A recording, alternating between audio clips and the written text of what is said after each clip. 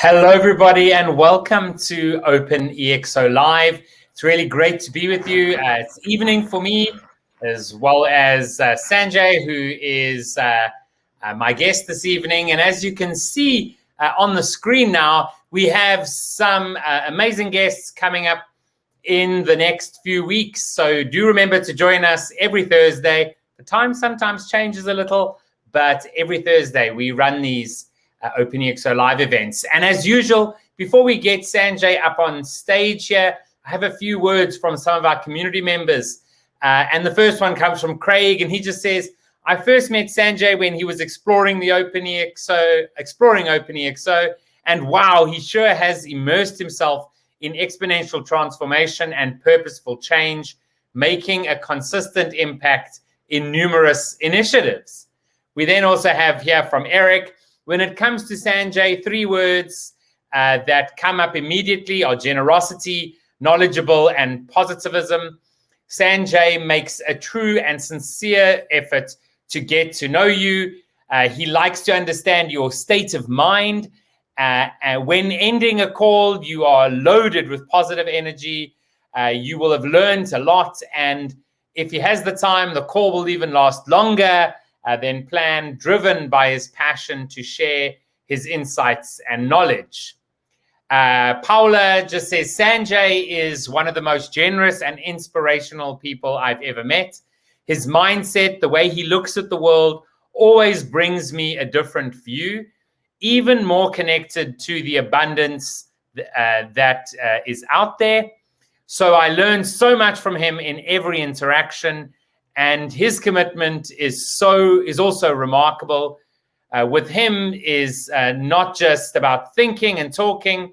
He's a doer and really highlights his contribution to our society to create a better future. We have from Simon, I was lucky to get to know Sanjay a few years ago through the OpenExO community. He had an integral part in the development of my professional journey through his mentorship over several months. His ability to ask the right questions, paired with his strong sense of curiosity and experimentation mindset, were invaluable to me and enabled me to see business through a modern lens. On top of his professional acumen, I am beyond happy to have somebody so empathetic and people-oriented as a friend. And then lastly, we have from Michael, I've known Sanjay for almost 3 years now. I actually looked it up and couldn't believe how time has flown by. I still remember the time Sanjay and I first met online as part of the EXO community. But it is exactly that. It's like when you work with amazing, like-minded human beings like Sanjay, you remember every moment of it. Sanjay is an extremely talented and skillful professional. But when I think of Sanjay, it's the words authenticity and integrity that resonate like a song in my head. That and the vision of a contagious smile.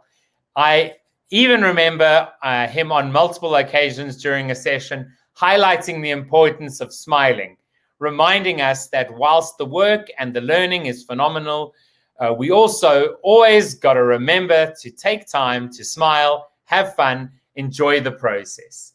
That's Sanjay to me. So those are just some words from members of the community.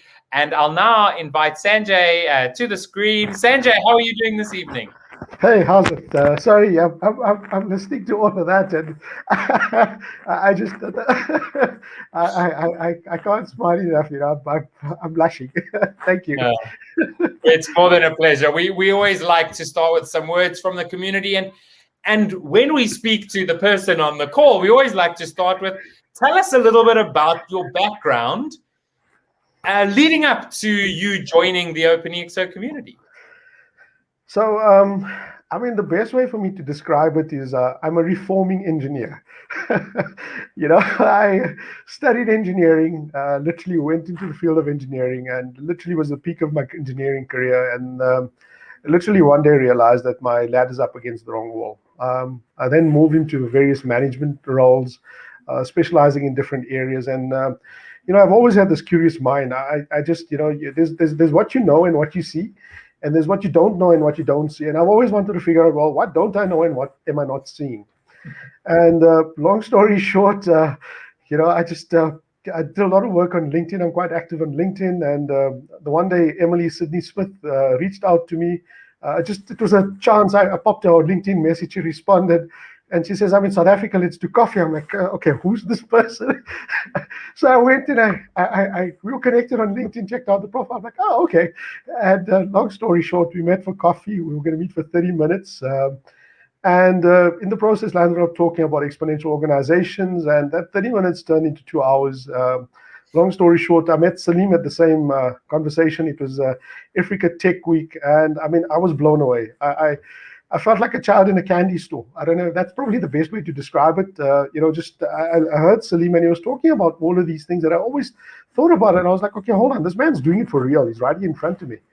And, but what stood out was, okay, so there's all of this great information, but now how do I use this? How do I make this thing work? I'm a very practical person. Long story short, Emily gave me the book on exponential transformation. And she says, well, go and read it and see if you can make it work. And before you knew it, I landed up connecting with Kevin, got into the certification program, and the rest is history. And that was, I think, just over 2 years ago. Hey? Yeah, I mean, it is absolutely insane that it feels like it was just the other day that Africa Tech Week event happened, which actually, we're both South Africans, so that actually spurred a bit the South African community way back when, two and a bit years ago, or however long ago it was. Really exciting to see how some of those seeds were planted and really coming out into some plants and some flowers, perhaps. Yeah, so hopefully we can make some big trees. Some big trees, absolutely. So I have just put a banner across the bottom of the screen there. So if you do have any questions, no matter what platform you're on, wherever you're watching this, you can ask those, and we will bring those up through this discussion. So Sanjay, the EXO model, right? It always starts right at the top there with that massive transformative purpose. And one thing I always like to ask people is what is your personal MTP? What is the MTP you're working on to get an understanding of who Sanjay is?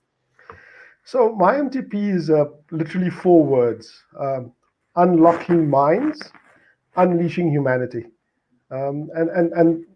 It took me a while to get to those 4 words. It came from a lot of inner work, just understanding what makes me tick, what drives me. And literally, I've always been fascinated by the fact that, within every human being lies some phenomenal potential.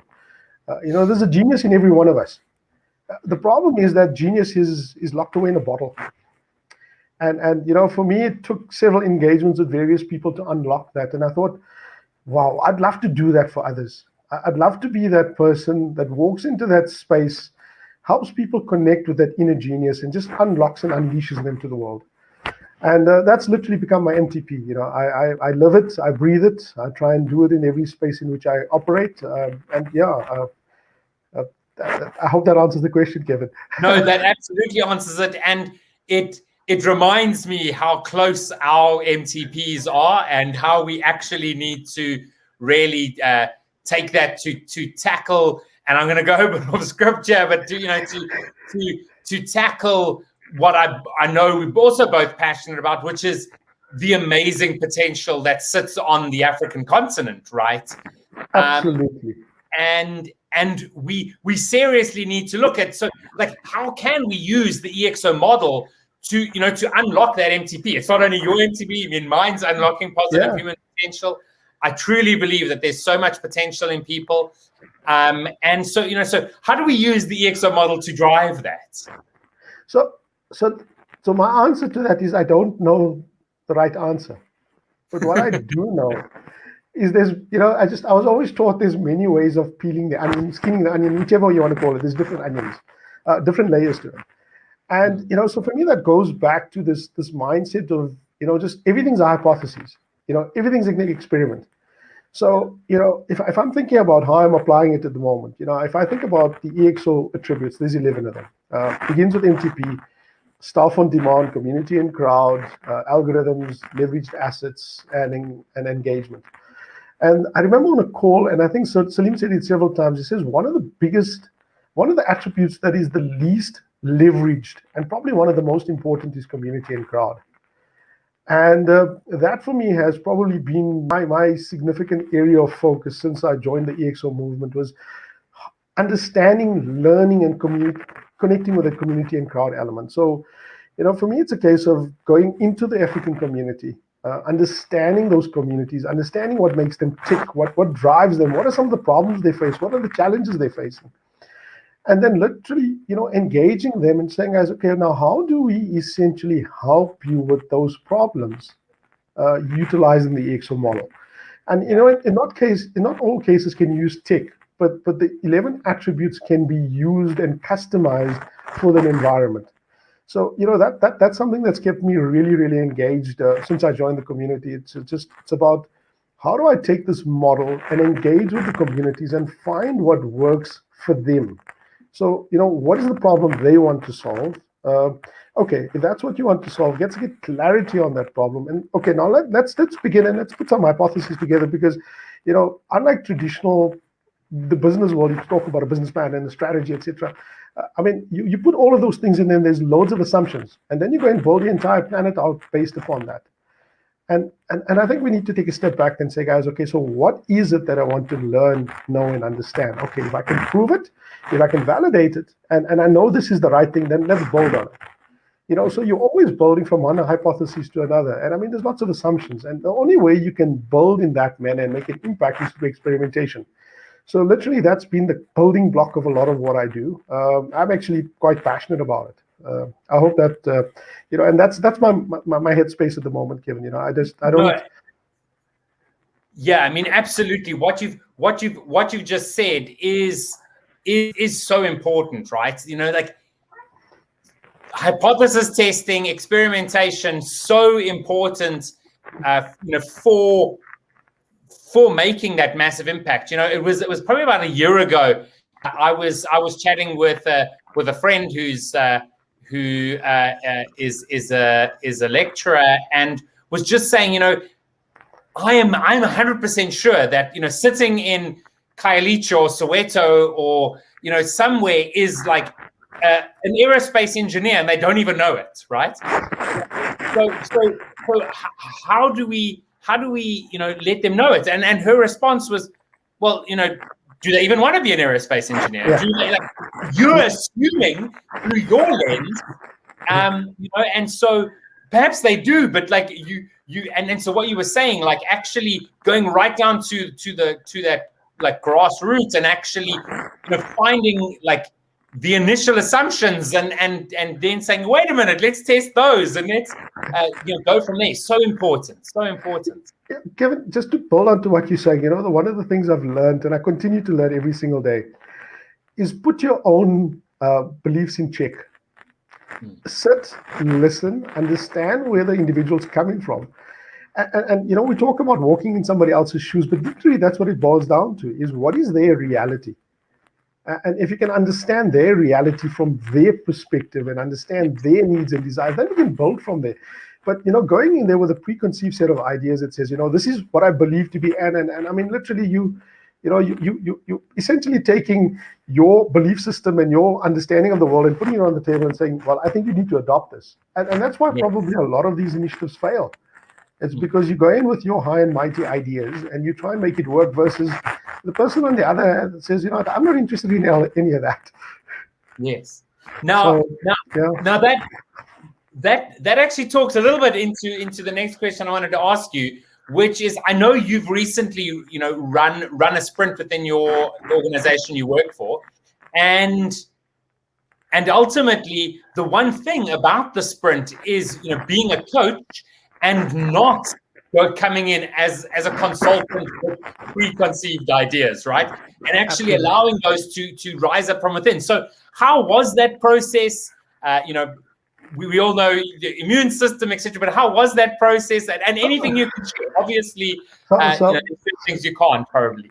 So let me talk through a couple of things. I think the first thing, and I'm going to talk purely about my learnings and my experience, and please take this with a truck full of salt, because these are mine, they're based upon my own biases. But the one thing I learned is that too often we try and spoon feed people. We try and tell them what to do, and we try and give them everything.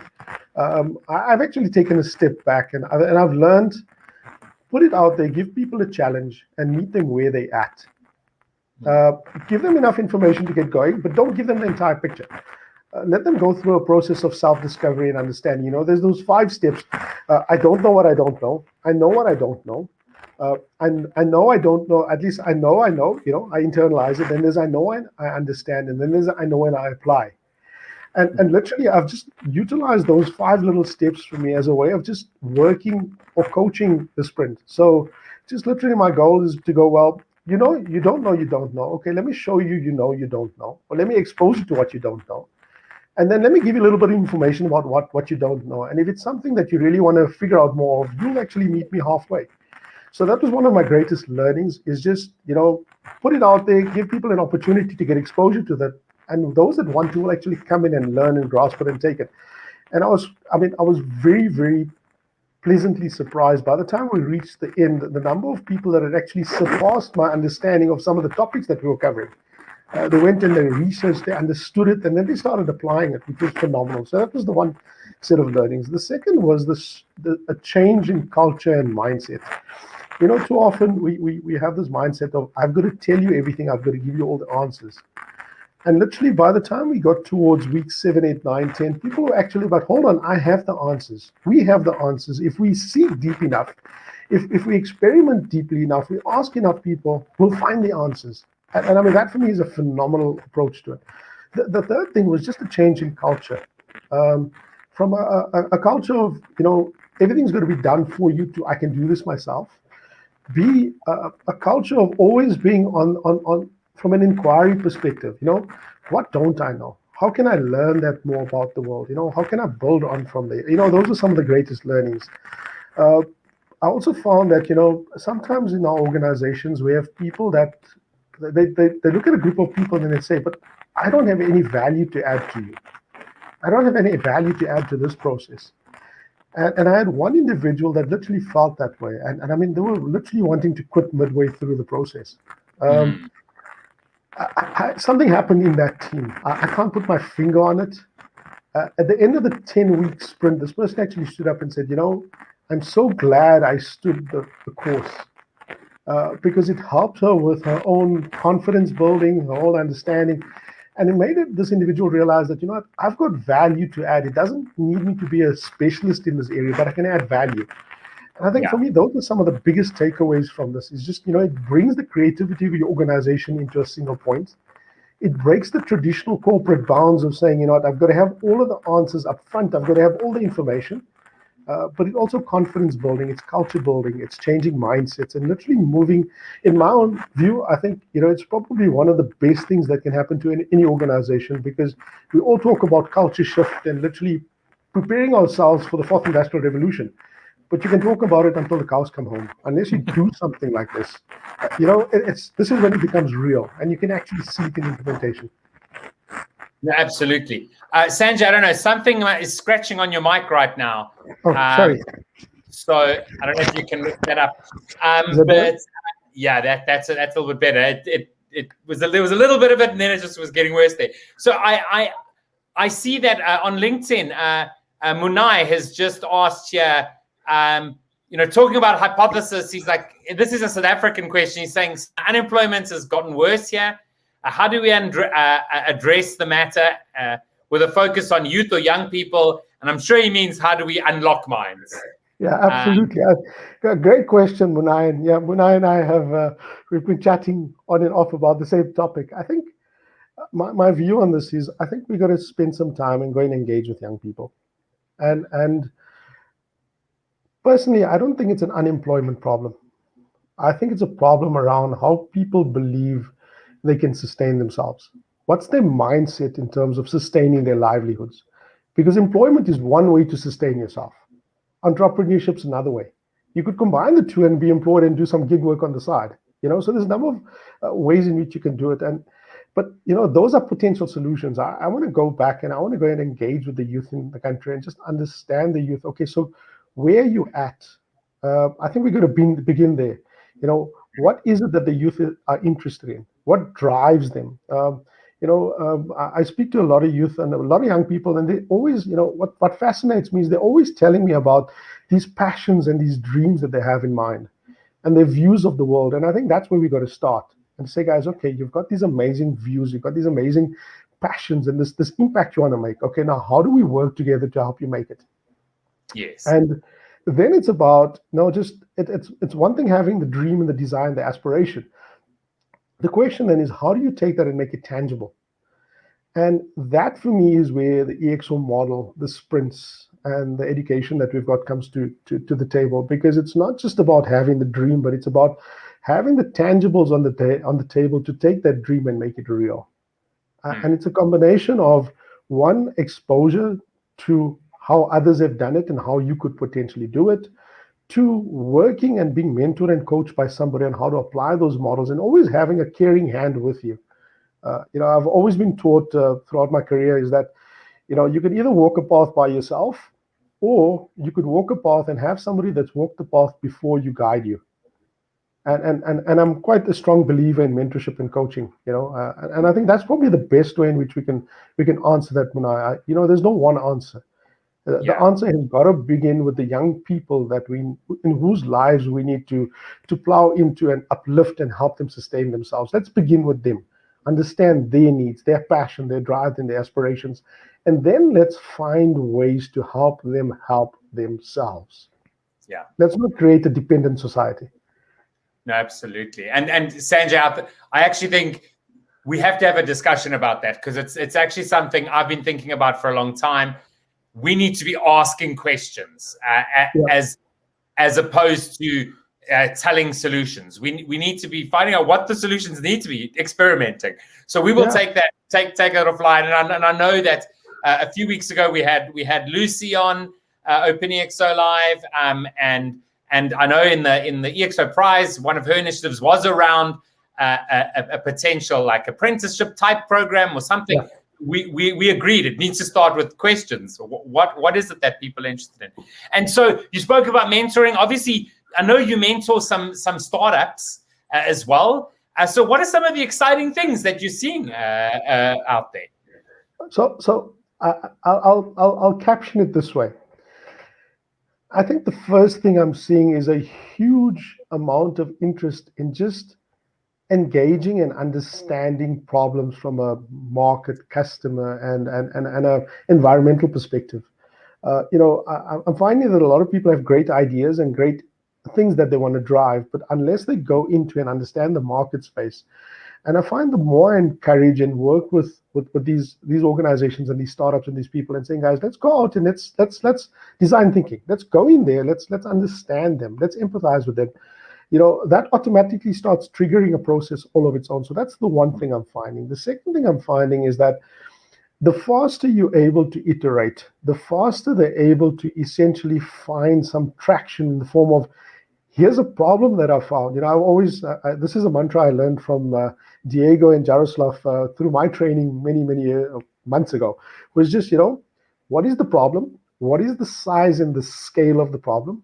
And what is the impact you're going to have by solving the problem? And I think if we start with that, and that's something I've been very deliberate with anybody I work with those three questions, let's begin there.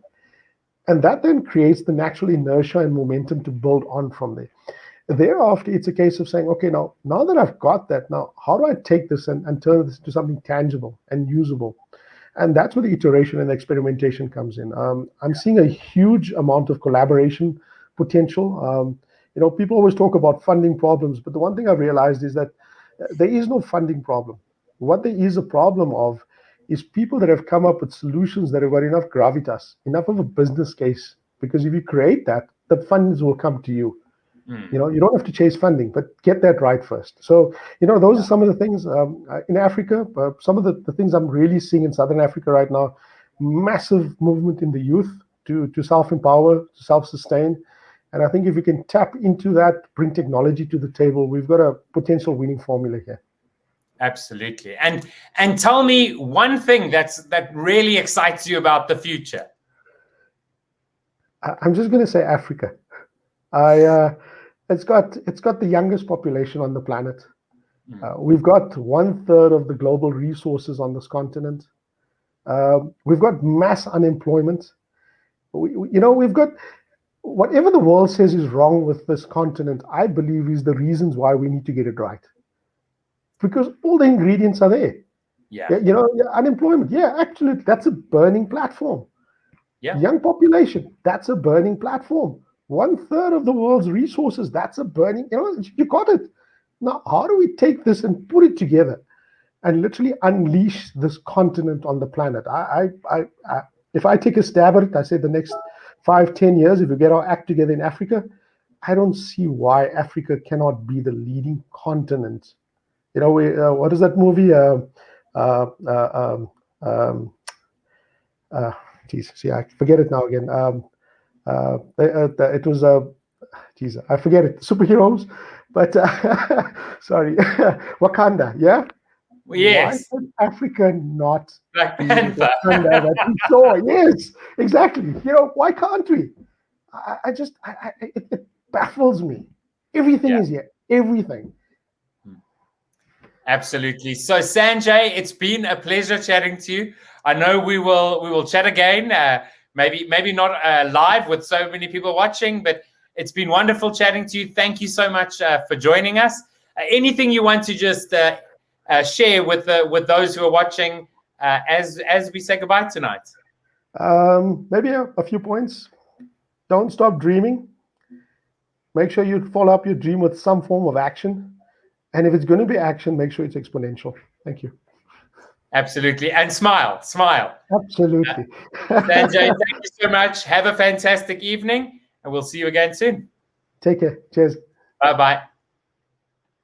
So that was Sanjay Bhana from Johannesburg. Really great to chat to Sanjay. Our purposes are really aligned, so always love chatting to Sanjay. Make sure that you join us next week. And if you aren't part of the OpenExO community, please do come along. Head over to openexo.com and join us. And we'll see you again next week.